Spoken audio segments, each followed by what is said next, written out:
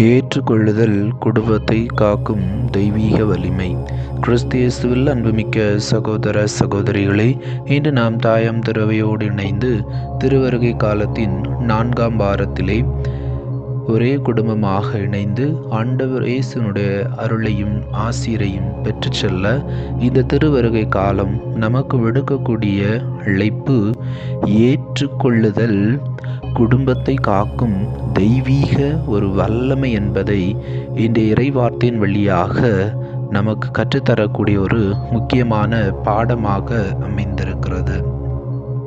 தமிழ்நாட்டின் ஒரு சிறிய நகரத்தில் ரமேஷ் என்கின்ற அரசு வேலை செய்யக்கூடிய ஒரு ஊழியரும் மீனா என்கின்ற ஒரு ஆசிரியரும் ஒரு கிறிஸ்தவ தம்பதிகளாக வாழ்ந்து வந்தார்கள்.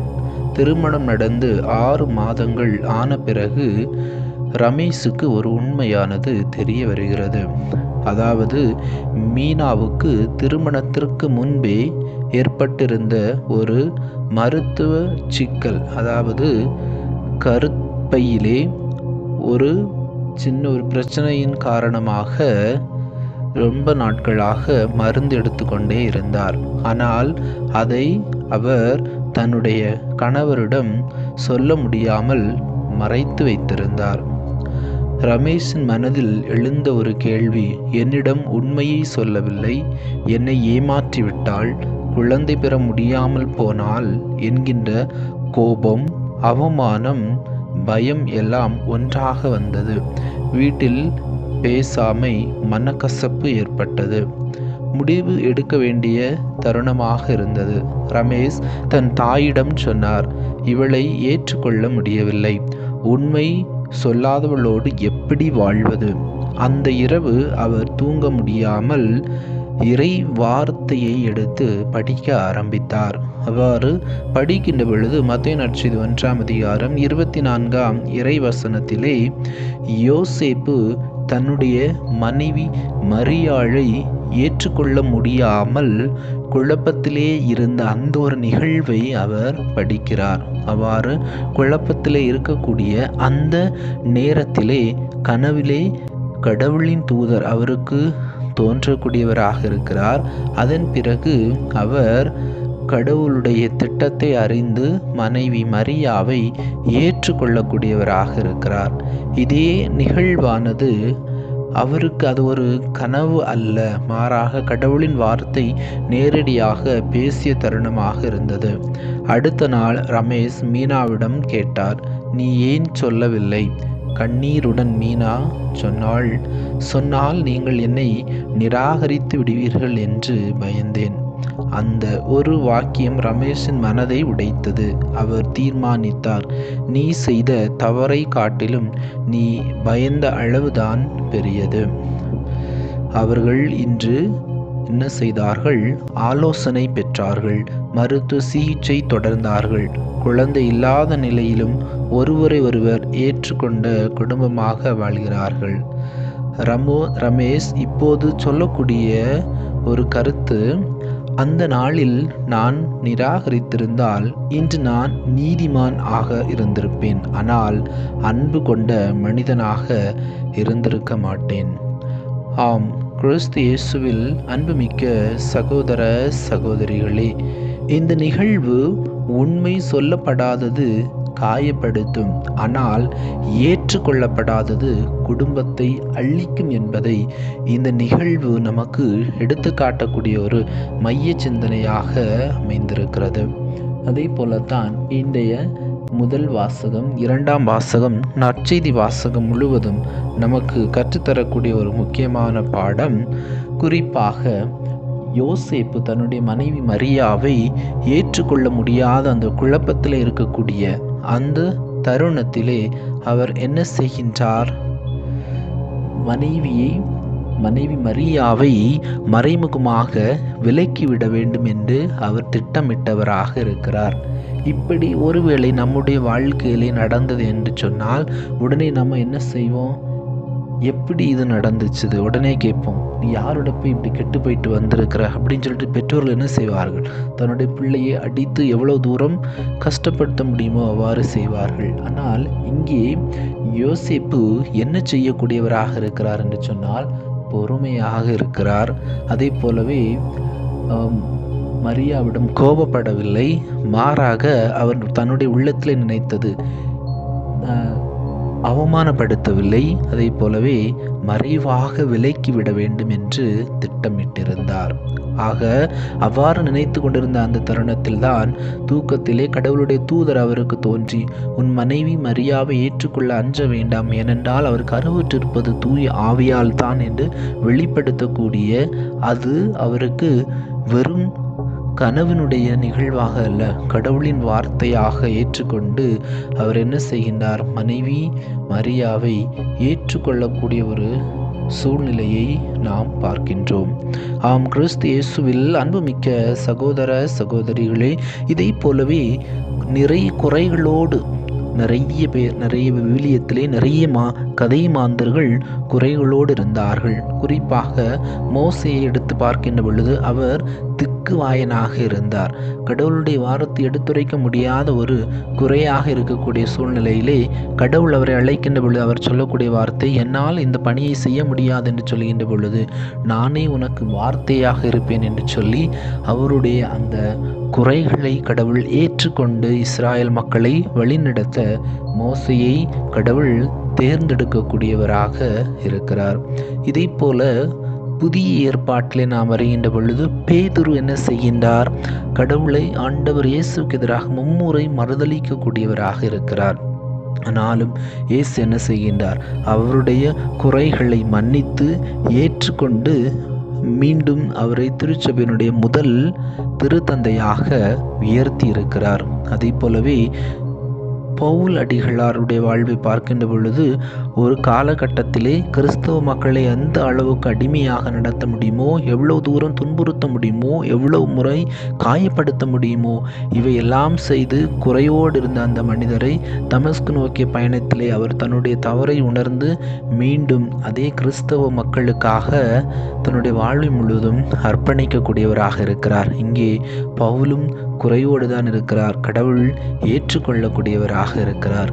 அதே போலத்தான் சக்கேயு பலருடைய வரி வசூலித்து பலருடைய மக்களுடைய இதயத்தை காயப்படுத்தி பலரை துன்புறுத்தக்கூடியவராக இருக்கிறார். கடவுள் சக்கேயு அந்த மரத்தில் ஏறி இருக்கக்கூடிய அந்த தருணத்திலே இன்று இந்த வீட்டிற்கு மீட்பு உண்டாயிட்டு என்று சொல்லி அவரை ஏற்றுக்கொள்கின்றார்.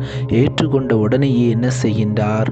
சக்கேயு, நான் யாரிடமெல்லாம் காயப்படுத்தியிருந்தேனோ, யாரிடமெல்லாம் நான் அதிகமாக வாங்கியிருந்தேனோ அவர்களுக்கெல்லாம் 2 மடங்காக திருப்பி கொடுத்து விடுகிறேன் என்று சொல்லி சக்கேயு என்ன செய்கின்றார்? அதற்கு பதிலுரைக்கக்கூடியவராக இருக்கிறார். இவ்வாறு விவிலியத்திலே பல மனிதர்கள் குறைகளோடு இருந்தவர்களாக இருக்கிறார்கள். ஆனால் கடவுள் அந்த குறைகளின் மத்தியிலே அவர்களை ஏற்றுக்கொள்ளக்கூடியவராக இருக்கிறார். இதிலே மிகவும் முக்கியமான ஒரு கதையாக வரக்கூடிய நிகழ்வு விபச்சாரத்திலே பிடிப்பட்ட பெண். விபச்சாரத்திலே பிடிப்பட்ட பெண்ணை எல்லாரும் கல்லால் எறிந்து கொல்ல வேண்டும் என்பதற்காக அவரை சுற்றி நிற்கிறார்கள். அப்பொழுது ஆண்டவர் இயேசு அந்த மனிதர்களை பார்த்து, உங்களில் குற்றம் இல்லாதவர் இந்த பெண்ணின் மீது கல்லெறியட்டும் என்று சொல்லப்படுகிறது. அவ்வாறு சொல்லக்கூடிய தருணத்திலே ஒவ்வொருவரும் ஒருவர் பின் ஒருவராக அந்த இடத்தை விட்டு மறைந்து போகக்கூடியவர்களாக இருக்கிறார்கள். ஏனென்றால் எல்லாருமே குற்றம் புரியவர்களாக, தவறு செய்யக்கூடியவர்களாக இருந்தார்கள்.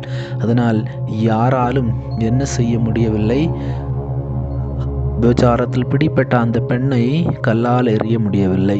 இயேசு அந்த நிலையிலும் அந்த பெண்ணை ஏற்றுக்கொள்ளக்கூடியவராக இருக்கிறார். அந்த குறைகளின் மத்தியிலும் இயேசு ஏற்றுக்கொண்டார். நானும் உனக்கு தண்டனை கொடுக்கவில்லை, இனி பாவம் செய்யாதே என்று சொல்லி அவரை ஏற்றுக்கொண்டு ஆசீர்வதிக்கக்கூடியவராக இருக்கிறார். ஆம், கிறிஸ்து இயேசுவில் அன்புமிக்க சகோதர சகோதரிகளே, நாம் கிறிஸ்து பிறப்புக்காக நம்மையே தயாரித்து கொண்டிருக்கக்கூடிய இன்னும் ஒரு 2-3 நாட்களிலே ஆண்டவருடைய பிறப்பை நாம் கொண்டாட இருக்கக்கூடிய இந்த நேரத்திலே குறைகளோடு நாம் பிறரை ஏற்றுக்கொள்ள தயாராயிருக்கிறோமா? அவ்வாறு குறைகளோடு நாம் பிறரை ஏற்றுக்கொள்கின்ற பொழுதுதான் குடும்ப வாழ்வானது தெய்வீகமாக மாறும் என்பதை இன்றைய இறை வார்த்தை நமக்கு தெளிவாக எடுத்துரைப்பதாக அமைந்திருக்கிறது. எனவே நாம் குறைகளோடு பிறரை ஏற்றுக்கொள்கின்றோமா என்று சிந்தித்து பார்க்க வேண்டும்.